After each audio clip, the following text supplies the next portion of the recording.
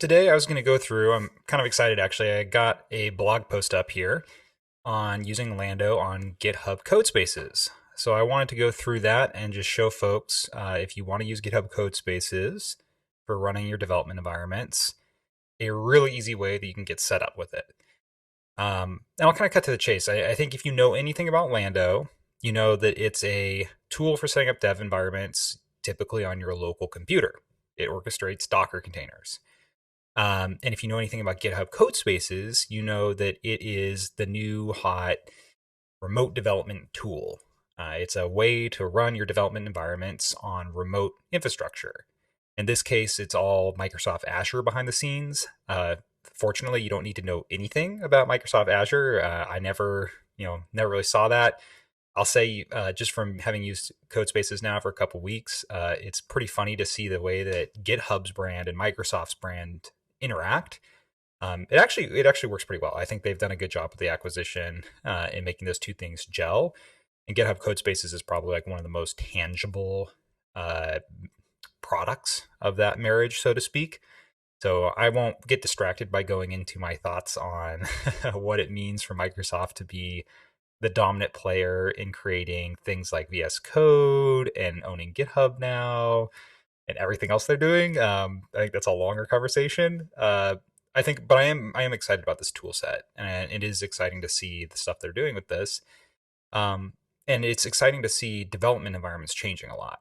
So, like I was saying, Lando's local, at least historically, and most people probably think of it as a local development spin up tool.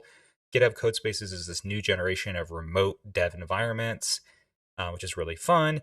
So, what does Lando do in the context of the world of GitHub Codespaces? And that's one of the things I kind of tried to explore really early on in this blog post.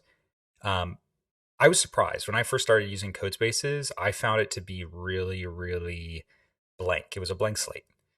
It was almost like coming into a new virtual environment, like say you spin up a new VM, or just get a new computer. You kind of need to figure out what to do for your dev environment. And that's if you have a very simple project, or if you have a project that's running Node and doesn't really have a lot of other dependencies, that can be really easy. It could be just as easy as installing Node and Yarn, and like Yarn install Yarn dev, or whatever the command is.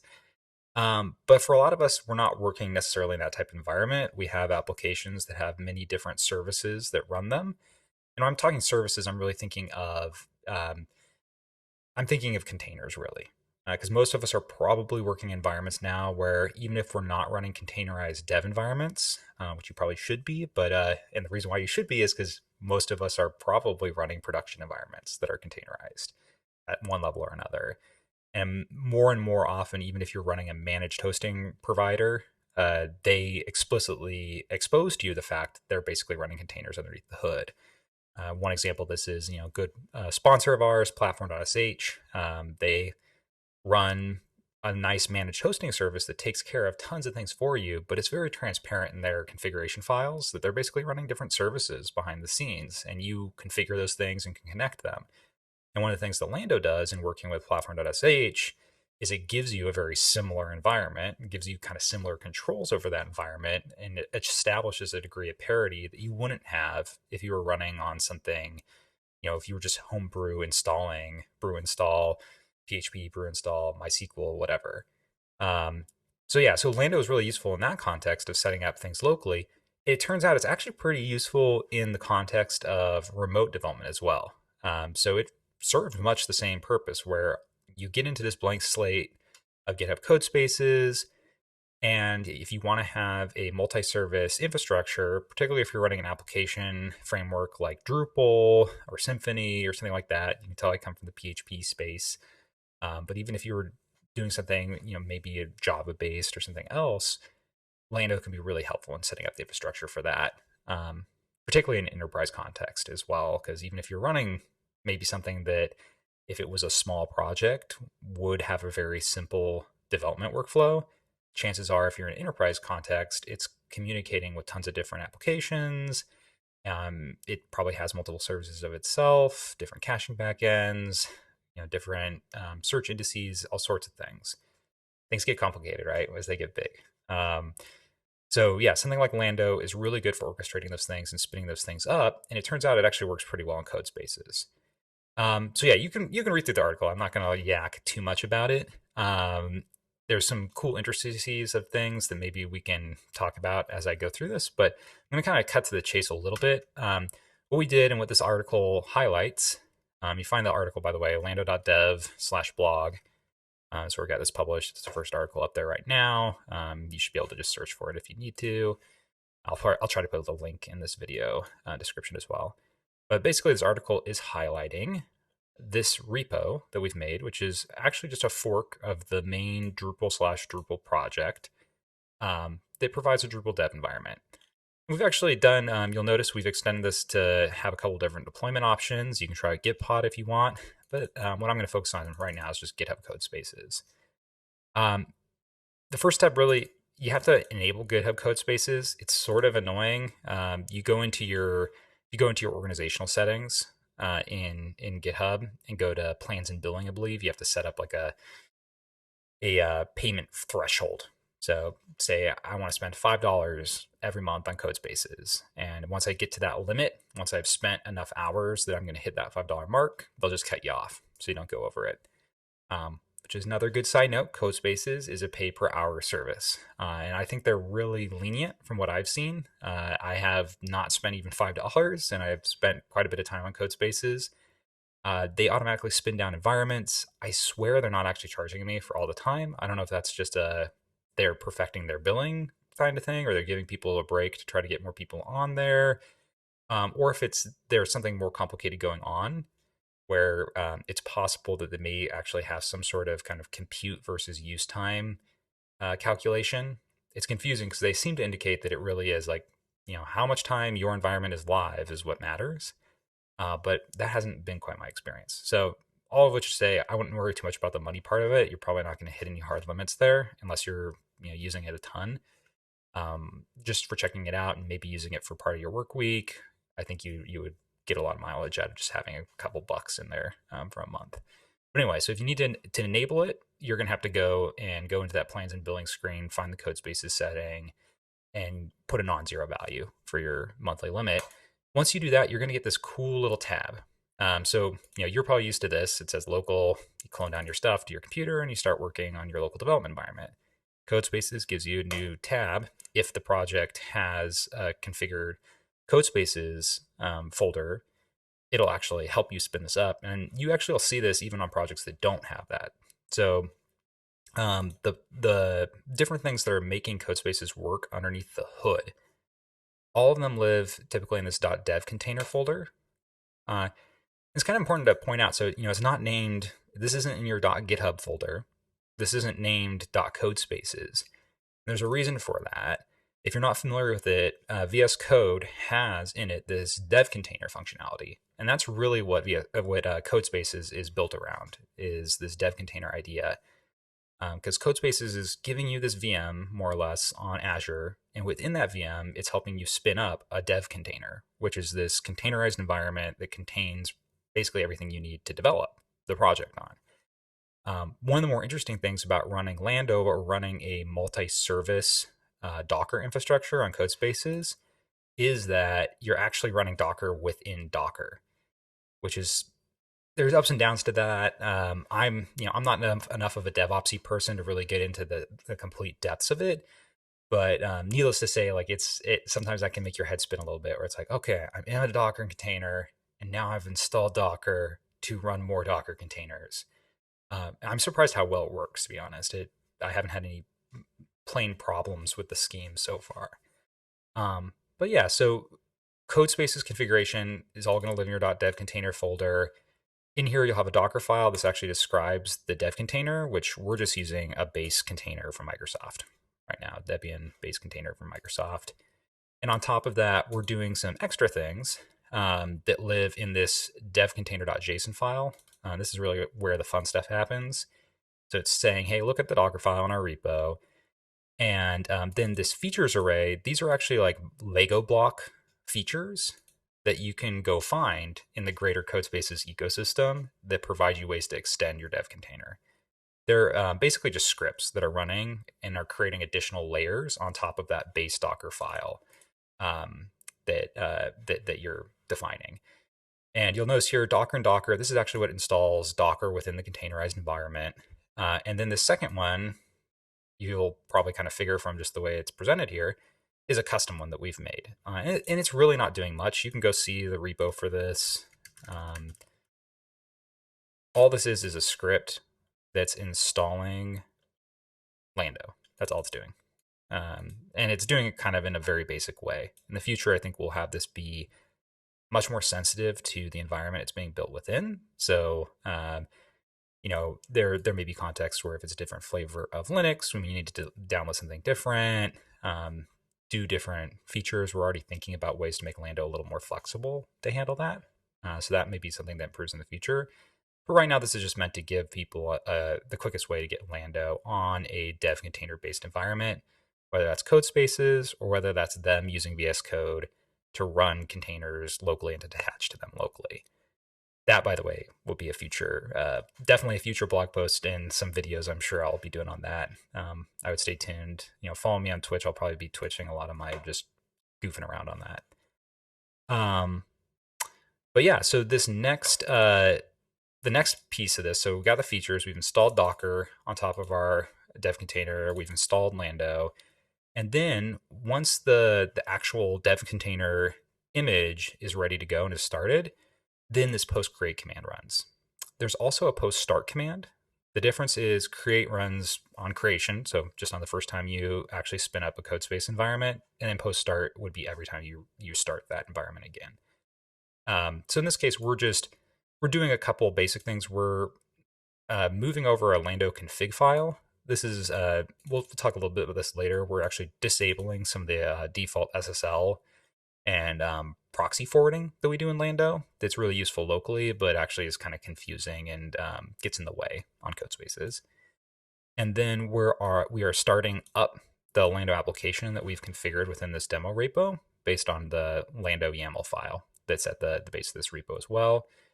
That's basically just to get all your containers installed, everything working, and we're also running composer install and installing Drush, which is useful as a CLI tool in this Drupal project. So this basically gets you a working site on the first time you spin it up. And then subsequent spin ups of the environment, you should just need to run Lando start to restart the website. So yeah, so that's a lot of me yakking. Why don't we actually run this thing? We'll go back to the main repo here, and we're going to go back to code like I was talking about. And since I've enabled Codespaces for our org, we have that. I'm just going to use one of the basic sizes. Each one of these comes with different pricing options. So there is more expensive the more resources you're using. And I'm going to start creating my Codespace. And the first thing it's going to do, so it's going to grab that Docker file. We should see a thing connecting. Okay, image found. So it found the base image. Now it's building a container. So this is it actually going through the Docker file and going through those features arrays that we were looking at previously. And you can actually see this happen in here. If your eyes are quick, you can actually see it going through all those steps. It's very cool too. I mean, once you're in, well, we'll see once we're into the VS Code environment itself, but they have the creation log for the dev container available within there. So that's great for debugging. Yeah, right now it's installing Docker and Docker. I think this is the Docker and Docker feature. You can see it setting up Moby and everything for Docker. Yeah, but the creation log, if you're trying to set up your own infrastructure or tweak things, that'll probably be where you're living a lot. You'll have a fail build and it'll send you into the VS Code environment, and you'll look at that creation log and you'll try to figure out where things went wrong. So good debugging tools. The experience of setting this stuff up was actually pretty cool and not super painful. But yeah, here we are. So we're in our VS Code environment. This is all running in my browser, obviously. And we should see in a second, one of the things that's kind of my complaint, one of my current complaints about Codespaces in general, that post create command that we were talking about earlier, Here it goes. Okay, so there it goes. See, it took a little while for this post create command to actually spin up a separate process. We were looking, I think, at this original bash process, which is still available to us. And over here in the right hand window there, it's like I can switch over to my GitHub Codespaces configuration process now that's running my post create command. I think that's really confusing, to be honest, because you could start doing stuff. You could start trying to do things here in this bash process and get confused about, like, wait a minute, what's going on? Like, why don't I have my my environment available yet? It's because, oh no, you gotta wait for the post create command. But as we saw, and I think you just saw one port get created there, probably for the Lando init container, was exposing a port just briefly. And in a second, we should see a couple more ports pop up. They'll stay there. And that's where our website's actually going to live, or where the links to our website. While it's doing that, I'll kind of talk a little bit about this. We'll see it in more detail in a second. One of the really neat things that Codespaces is doing, so it's taking any exposed ports that it sees from your Docker containers, and it's trying to forward those to an actual accessible URL via your browser. It's the thing I love about this that they've done. They've actually tied it into GitHub's authentication scheme. So yeah, so now we have these, right? So it says running process. So this is actually the Docker container. And you can see here we have one that's on port 80, 13306, that's our database, and another one port 80. These two port 80s, I'm going to guess this first one's probably going to be our Drupal application, the main app server. We're running Apache in this example. And then this last one is actually going to be phpMyAdmin, which, if you're not familiar with it, is a database browsing tool. So we can actually look in on our SQL databases. But what Codespaces has done is it says, okay, cool, I got these ports on 80. I recognize those as things that you're probably going to access on the internet. And I have generated now, I'm forwarding those to this URL. This URL only my authenticated GitHub user can access right now. That's what private means in this visibility column. And if I wanted to, I could switch this up to actually expose it to other people in my organization, or to expose it to the public. But if I click on this, I'm probably going to get error page. Oh, yep, it's all spun up. Okay, cool. So I'm going to get, I can already tell from the title here, yeah, the Drupal install page. So yeah, so that, my Lando start worked great. I have a running Drupal application powered by Docker and Lando running on Codespaces now, that I can develop with as I wish. In the terminal, I have all my different Lando commands available. So, if I want to actually, we'll just run Lando info and just see our basic config here, config array. I can run all my the drush commands or other tooling commands that are available to me via. So if we wanted to commit some of the changes that our Lando install just made here, which maybe we should, we're trying to stay out of the way of Drupal's default config, so we can have a clean upstream to pull in changes from the master Drupal environment, repo, I should say. But if we wanted to commit these things, then we can just do it here. And that's sort of better in my mind. I mean, to do this all within this environment, just helps you remember, okay, this is where I'm at. I'm on this remote environment. But yeah, so that's kind of the basics. You can see, I mean, like, there's a lot more depth that we can go in here. I'll probably leave that for a future video. I would say this space is moving really, really quickly. There's a lot of stuff going on in remote development. We're going to be publishing some more info. You can already try out, as I showed earlier, we have the Git pod configuration here on this Drupal dev environment demo repo. Definitely recommend checking that out as well. We're going to be doing another blog post on that, and probably some more videos on that. Maybe my coworker John Olet will be doing those. So yeah, we're going to have a lot of information coming out on different ways you can run Lando and how Lando can help you with dev environments in different locations. I'm kind of hoping to do some more videos just doing some day-to-day coding stuff and figuring stuff out. Just how that kind of works in the workflow with Codespaces and with Lando and with Gitpod and other tools. So yeah, if you're interested in what we're doing, definitely recommend following us on Twitter, twitter.com/devwithlando. is your portal to the Landoverse. You can also subscribe to our newsletter. That's in the footer of pretty much all of our web properties. You'll see it on our blog. You'll see it on the main lando.dev URL as well. Yeah, subscribe to the newsletter because we're usually pretty good at letting people know about new blog posts or other new Lando releases and other things related to Lando. But yeah, hope you enjoyed this, and I'll look forward to seeing you all later.